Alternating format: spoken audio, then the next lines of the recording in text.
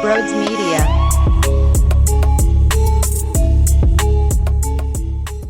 Hey everyone, before we get started, make sure you smash that subscribe button if you are new to the channel. Hit that like button as well for the Phillies coming back, baby, and winning 8-3. Lastly, every Wednesday I run a hump day giveaway on my Twitter page at Brodes81 and at Brodes Media. You need to follow both accounts. At the top of my personal page, though, at Brodes81, there's a pinned tweet at the top of the profile which explains the rules. I'm giving away a Bryce Harper jersey. Make sure you get in on that action soon because Wednesday there's a new one that comes up. You're not going to want to miss that either. I mean, it's nonstop phenomenal gifts that you can possibly win. Prizes, I guess. Make sure you join the party. All right? All right. Now, enjoy the show. Yes! Yes! Yes! Yes! That was some fun-ass baseball. I'll tell you what, that eighth inning was unbelievable. That's a fun brand of baseball when you're just rolling through the lineup and getting clutch hits from basically everybody. It started all over the place. It really did start with Rhys Hoskins getting on board and then Alec Boehm following it up. But you got absurd hitting from guys like Nick Maton swinging at the first pitch after Andrew Knapp puts together a beautiful walk, a professional at-bat. And oh, by the way, he started everything the inning prior in the seventh for Andrew Knapp to even have that sac fly. And yeah, Brad Miller had an unreal slide to first base to beat out an infield hit that allowed that all to happen as well. There's so many different variables, but my point is this. The entire team stepped up. A lot of individuals came up huge. Torreyes had COVID, didn't swing a damn baseball bat with live, legit game play in forever, and he comes up with a huge hit. Bryce Harper, huge hit. Gene Segura had a dribbler, and there was a poor throw involved, but that was another run added to the mix as well for them to explode with so many damn runs and take the lead. It was such an emotional win. The crowd played a role. Hell, the team didn't wake the hell up until fans started getting shit-faced and running all through the field. Twice it happened, and then the players realized, hey, these guys are working harder than us. These guys are running more than we're running the bases. We got to get on. We got to start tacking on some runs here. And then the Phils woke up, and I love the fact that this team faced adversity. Even before it all happened, even before the game started, the whole Gene Segura, Joe Girardi thing, it matters to me. I'm not putting that to bed. I'm not putting that to rest. They worked it out internally. They admitted that. They discussed that. Sometimes you fight within a family. You keep it within one another. You just keep it within, the party involved, and then you move on. Gene Segura saying, I love Joe Girardi. We'll be just fine. We're moving on. And that's great. You need to execute. You need to win. And I'll tell you what, as much as we rip Gene Segura, I don't think Joe Girardi got enough blame in the mix as well. And I'm not someone who has been crushing Joe like some of the other Phillies fans out there, but for him to get in the face of Gene Segura in the clubhouse, and I know it's all over and done with, we should be moving past it, but it's hard for me. I'm not going to pretend like I'm 100% over it. It's still part of the storyline for me when I address this team right now because it's still fresh. It's still new. 8 games from now, 7 games from now, probably not, unless something resurfaces. But we are literally 1 game out of that scenario. So it is still something. It is still a topic. It is still somewhat defining where this team is at right now when the manager and the players are so frustrated internally with some of the bizarre defensive plays that you have seen to the point where, I'm still going to discuss it. But Joe Girardi getting in the face of a veteran like that, who are you to do that? Who are you to show that type of, I'm not going to say, but he cracked. My point is he cracked. Joe Girardi cracked, and that's a sign of the leader in that moment. When times got tough, he let it all out, and I'm sure he was a little bothered because of the players not performing very well, and you're going to have mistakes by Maton. You're going to have mistakes out in center field by Odubel Herrera, who's been out of baseball for a long period of time. Those type of disasters are flat out inevitable, but you got to rely on a player like Jean Segura to step up as a leader when there's a lot of young cats on the field, like Scott Kingery, who sucks, and Brad Miller, who's out there playing left field, which is just not where he should be playing. So when you're getting thrown all of these bad hands, you need to rely on some veteran presence, and that wasn't the case. So I'm sure that's why Joe snapped the way that he did. I needed to see this team respond, and they did, and they snuck away with one. It wasn't the prettiest game in the world offensively. Early on, they let a lot of opportunities slip. Hell, your pitcher, Zack Wheeler, in the third, who, by the way, was unreal. Zack Wheeler was fucking a monster. He wasn't actually literally doing. That wasn't a verb. Okay, let's kind of restart that. He was destroying this lineup, getting Corey Dickerson just swinging right through the 98-mile-per-hour heat early, and then getting him later on 99 at the knees. Did he miss his spot? Maybe. It looked like Andrew Knapp was set up outside and ended up going inside. Regardless, though, Corey Dickerson had no idea what to do, and they showed a close-up of his face as he was walking back to the dugout, mouthing something because he was not happy with himself. He had no idea how to approach Zack Wheeler. My man had 10 strikeouts. He had a 1-2-3 third inning. His 10th K in the sixth was ridiculous on Rojas, to the point where Rojas is in front of a 90-mile-per-hour off-speed pitch, and he's buckling at the knees and falling over for that third strike swinging. Zack Wheeler had 10 Ks through 6. He had 0 walks. He had 0 earned runs. Now, the throw in that fourth inning to try and pick off a base runner, and then Rhys Hoskins, it went by Rhys, and then Rhys tried to throw it to shortstop, it went by Nick Maton. It was just hideous. Of course, the Marlins make you pay when you're going to make a mistake. MLB teams are going to make you pay, even if they're not the best in the world. These are, like, if the team isn't the greatest, I'm not talking about the top elite teams, just average or even below average teams. If you're going to make mistakes, most likely it's going to come back to bite you.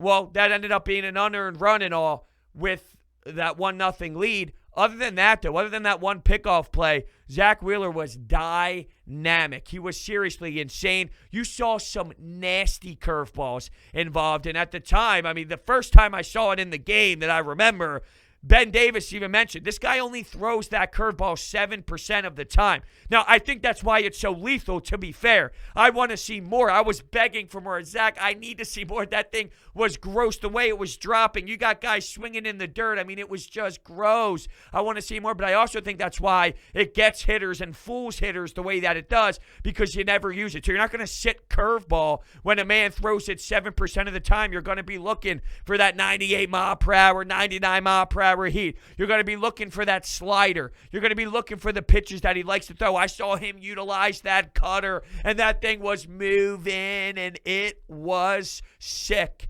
Great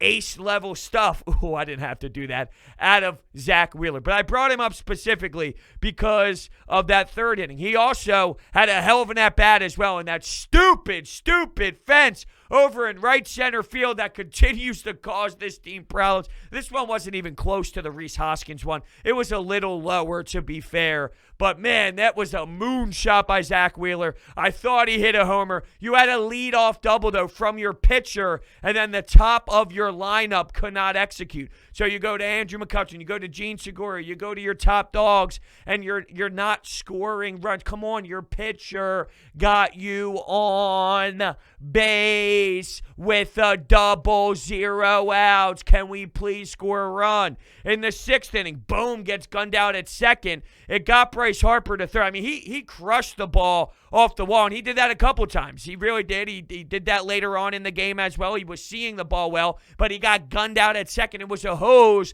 and it was a perfect throw. It was a cannon, but you can't make that out there. It gets Bryce to third. Odubel Herrera fails to knock in Bryce. So you have all these chances with runners in scoring position, and the Phillies can't get that timely hit. over and over and over again. Traffic on bases, not getting that timely hit. It's funny, sometimes with this team, what do you get? You get early scoring, 1, 2, 3, nothing, and then dead silent while the opposing team cracks on runs. This game, it was like the complete opposite. Your most explosive inning you've had all season long, you couldn't score forever, and then one inning, boom, it erupts, and it's nonstop. And the fact that it was against the Marlins, the Phillies can never beat the Marlins. It's their kryptonite. And it looked like when you had a gem from your absolute stud in Wheeler, you were still going to somehow let this slip. Because in the 7th inning, that was the 8th inning. Andrew McCutchen tied it up 1-1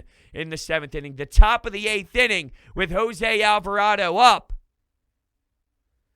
3-1 count to, Jazz. What do you think's going to happen when Jazz is up 3-1 count? This guy crushes it. And it's a 2-run bomb, and you're down 3-1. Can't happen. Just flat out can't happen.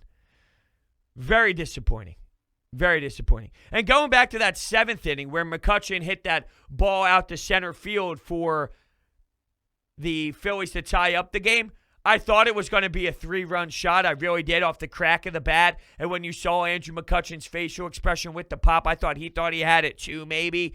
Without the play getting overturned, and I thought it was close. It was safe. To be fair, I thought when Brad Miller dove head first to try and make that play at first base, I thought he was safe. Maybe you would have got screwed with that they don't have enough evidence to overturn it. And I know on the broadcast they tried to piece the two clips together, and they tried to show you that and all, but in what world have we seen that piecing two clips together ultimately mean that they're going to do it? It's like clear evidence. They need that 100% absolute to overturn it. I thought you'd get boned with the technicality of it all, and because it took 6,000 hours for them to come up with a decision. After 4, 5, 6, 7, 8 minutes of them standing around over by home plate with all the headsets on, you kind of realize that if it's taking this long, there's no way something is going to change. They're going with the replay nonstop, and they're seriously going back and forth with it for so long. At some point, it's they don't have enough evidence to overturn it. That play would have been, that Andrew McCutchen hit to center field would have been the 3rd out of the inning if that was not overturned. But I thought Brad Miller hustled, and he beat it out, and he did get there, which, was the right call at the end of the day. So good for the Phillies. But this Marlins team has been their kryptonite, and now they're 22-20. They need to force this momentum swing and that 8th inning to have a carryover effect. They really do, because this team needs to string together wins. They don't string together anything. It's been win, loss, win, loss, win. How many times do we go through a win-loss back-and-forth action in the start of this season? You got to gain some momentum, and hopefully this 8th inning can be a spark plug. Do I think it's going to be? No. It's been 42 baseball games, and I've seen what they probably are going to be all year long. Sure, there's some optimism that maybe there's a minor run somewhere along this 162 that puts a smile on my face. Do I anticipate seeing that right now? No. No, I do not. So, that's just me being realistic on the situation. After the game, I listened to Bryce Harper talk about taking it day by day because he's clearly banged up, right? It's awesome to see Bryce Harper compete, and it's awesome to see him battle through injury just because he loves to play the game so much, and you are limited in options and what is available for you, so I'm not acting as if there's 7,000 options for you to do that would make me feel great about things, but there is a part of me that thinks, okay, Bryce Harper is now hitting the back end of his 20s. He's not 18, 19, 20, 21, 22 years old anymore. He needs to adjust how he's going to play this game. And even earlier in the season, when he recognized one off day could do so much for him and it would make him feel that much better the next time he hits the ballpark, I hate to say this, but there is a part of me that thinks Bryce Harper needs some actual time off. Not one game and then plays the next game. I think he needs a week off. I think he needs 10 days off. I think Bryce Harper actually has to just get a little bit healthier. So you might have to,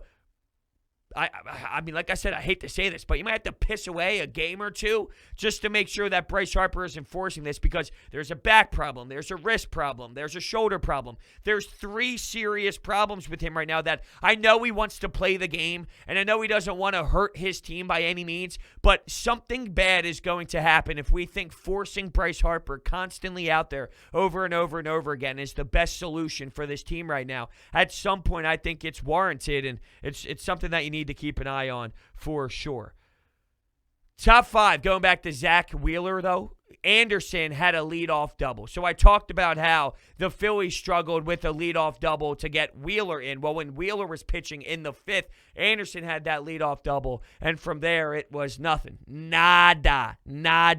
No runs scored. So Zack Wheeler was just dynamic. He really was. He was shut down. That was a beautiful performance. I felt like I was drooling out of my mouth when watching him. And what I like to do on Twitter, and you should follow me at Brodes Media and my personal at Brodes81, I love to tweet out clips during the game. So I'll grab all these clips. If it's a 1-2-3 inning, I'll package the last 3 pitches together. I'll throw it up. I love to put out some great highlights throughout the game. It's fun for me. I thoroughly enjoy it. So it's definitely a good spot to get some good commentary, some clips throughout the game.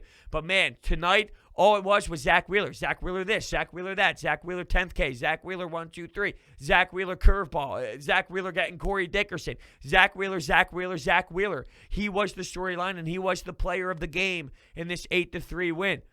I'm proud of this team for facing adversity, because there was adversity there. From leaving guys on base to going down 1-0 because of sloppy play to tying the ball game up, which was fantastic. And then instantly you lose the lead once again with a 3-run homer. That's deflating. That's crushing. I mean, I'll be honest with you. When Alvarado let up that home run to Jazz, there was nothing in my head that said this team is going to come back. Why would it? I'm not wrong for feeling that way. This team has consistently been poor offensively more times than they have been dynamite offensively, more than they have erupted with scoring a shit ton of runs in an inning. So I felt it was only right to feel that way, and they pleasantly surprised me. They really did. Is this who they're going to be? A team that can do that? Probably not. But they needed it on this night, and they got it on this night. So that was something that, just the facing adversity, going down 3-1, late, not giving up, having the proper attitude, knowing what just transpired in Toronto. That was one of the most egregious series I can remember, with just fundamentals, the lack thereof, I should say. Sloppy play,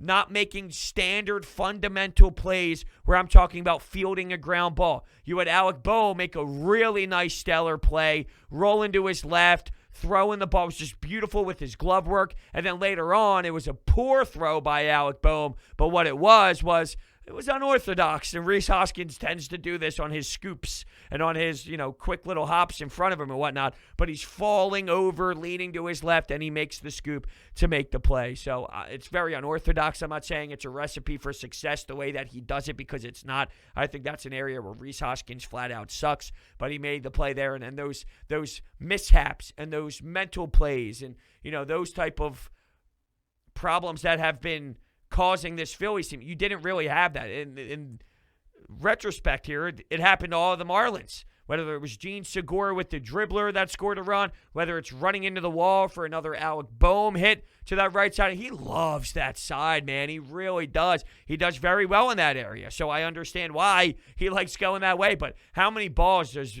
Alec Boehm rip off of that right side wall, that right field wall, that right center area? He just lets it fly. And with that pure, smooth stroke and that pure, smooth approach to the plate and the way the ball hits the bat and the contact and everything about his swing and the follow-through, it's just outrageously solid. It really is. The play at second, though, in the 6th inning, that can't happen. You can't get out there. You can't get out there. Listen to me. You can't get out there. And there's a little bit of me that wonders. It was a perfect throw. I'm not going to lie. So it did take a perfect throw to gun him out. And I like aggressive baseball. I'm not anti-aggressive baseball.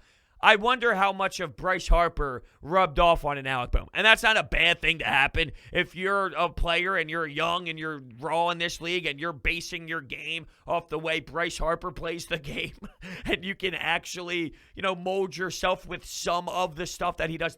You're not going to beat Bryce Harper. But if you can take what he does and the way that he prepares and his mentality and you apply it to your own version of yourself, it's not a bad concept.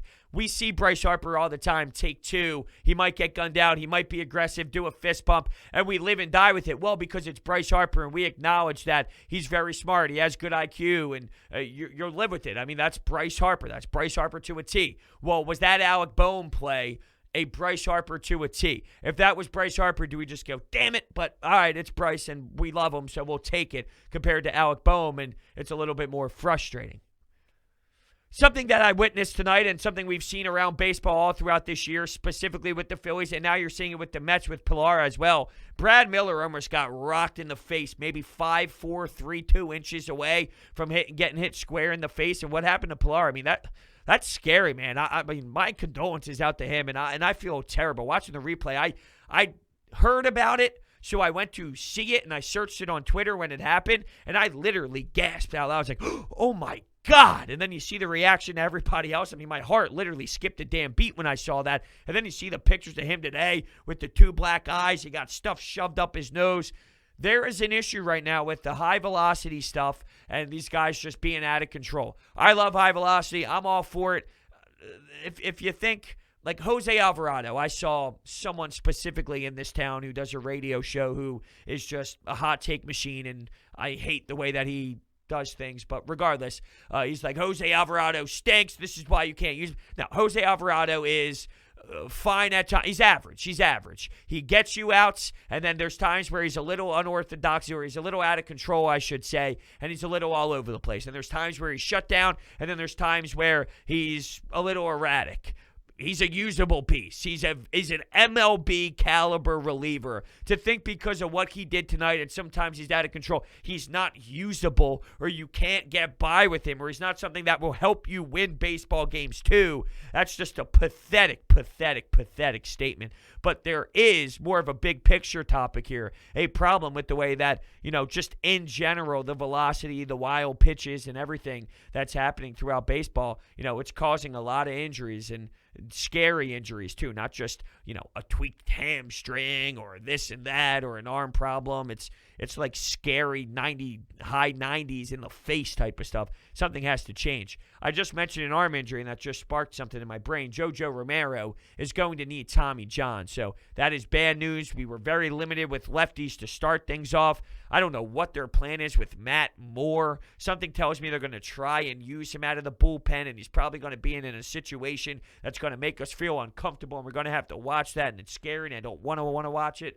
Or I don't want to have to watch it, but I'm probably going to be forced to. And Archie Bradley came back. He went 1/3 of an inning. So, he's working his way back into things, and Hector Neris had a clean one. Speaking of clean, I'll tell you about clean. It's playoff time. DraftKings is clean. I don't know what that means. It's playoff time. Big stakes, bigger promotions. It's time to hammer the over and score some cash. DraftKings Sportsbook is giving you a chance to lower the over-under on a featured playoff game. All players who place a bet on the featured basketball game will have a hand in lowering the over-under on the game. That's right. For every 1,500 players who bet the over on the select game, the over-under will drop by 1 point. Download the top-rated DraftKings Sportsbook app now and use promo code Brodes when you sign up to hammer the over. For every 1,500 people that bet on the over in the featured game, the line will decrease by 1 point. Yes, this is your chance to improve the odds of the over hitting. So tell your friends and family. This is a team effort. Hammer the over and improve your odds of doubling your money. That's promo code BRODES for a limited time only at DraftKings Sportsbook. Must be 21 or older. Pennsylvania only. Restrictions apply. Max $25 wager. One per customer. Offer ends May 23rd. In partnership with Menors Racetrack and Casino. See DraftKings.com/sportsbook for details. Gambling problem? Call 1-800-GAMBLER. All right, you know what the deal is right now. It's the Anytime Hotline. I want to hear your reactions to the game. Here we go. Wow, I mean, what a game. Wheeler just has dominated. As of now, recently anyway, he has been the guy. other than Nola. For me, like in recent starts, he's been better than Nola, which I didn't see coming, honestly. I think that there's a small part of me that would almost rather see our guys just like striking out and not getting hits if they're just going to leave everybody on base and then strike out. I know that, in actuality, it's probably better that they get hits because it means, that the part of the offense is working, but just that feeling of like, what's even the point if they just leave them on the bases? Then the 8th inning comes around and they just blew it wide open. I understand you're being facetious a little bit, excuse me. But come on, the way I see it is not, and I know you're just having some fun with it, so I'm not really like coming at you or anything, but I think of it this way. The more times someone's on second, the more times someone's on third, the more times that you have 2 men on with 2 outs, eventually that timely hit is going to come. So I know it's frustrating and it's annoying, but I guess the way I look at it for right now at least, and I know my frustration has been boiled, and I feel optimistic right now because it's a win. If this is coming off of a loss, my face is probably going to be beet red, and I'm going to be spitting everywhere, even though I probably already spit 10 times, and if tomorrow they leave 9 guys stranded, I'm going to lose my damn mind about things. But there is something to be said at the end of the day that this team is having guys on. Guys are getting on. You have a leadoff double. You have Reese get on. You're moving guys over. They're on second. Or the fact that I'm pissed off at Alec Boehm getting out at second, but here's what we have at that point. After that situation occurs that is unsettling, third base, Bryce Harper on third base. Odubel Herrera is at the plate. Guy's been getting some hits for you. Guy's been producing. Guy's been the best center field option for you. He's actually been pretty decent. He's been putting together hits consistently. Knock in that run.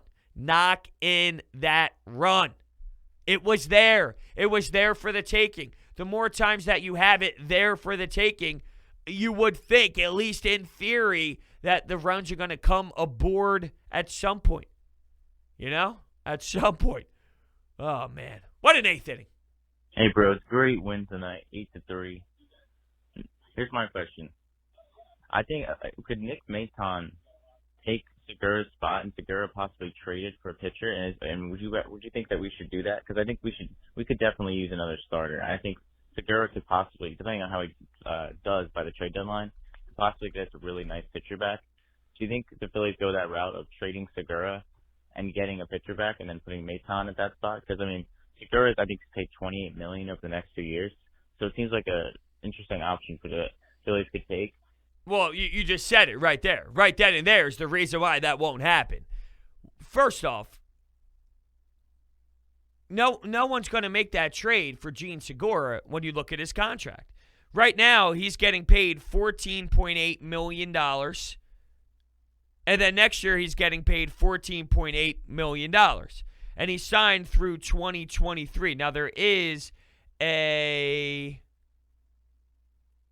All right, hold on here. There is a $17 million club option in 2023 that's not going to get picked up. But nobody is going to want to pay that much money for Gene Segura. And I don't know who's giving you some sort of insane starting pitcher for Gene Segura. You're not going to get anything relevant back that would make me want to get on or move on from a 280 to 300 hitter who's been arguably one of your best hitters this season. So, no, I don't think that that's a reality at all. If you can move on from Gene Segura, I'm not anti-moving on from Gene Segura, but I also think he's a big part of your offense as well. Yeah, he's been a little wonky in the defensive side, but he also put together an insane stretch of errorless baseball before. And there's a lot of hate towards Gene Segura because maybe he didn't hustle here and there in years prior and whatnot, but I think that that's overblown in my opinion. He's not a winning player. I do believe that that's overblown to a level. He's a 280 to 300 hitter, and that is very important to a lineup. If you are involved and then you get rid of that, while I like the story of Nick Maton, I'm not ready to sell my soul here for Nick Maton being this special player forever. Scott Kingery had 19 homers the other year. You know what happened to Scott Kingery? He fell off the face of the earth. Now, that's an outlier, but my point is, you move on from a 300 hitter to throw Nick Maton the starting job because of X amount of games.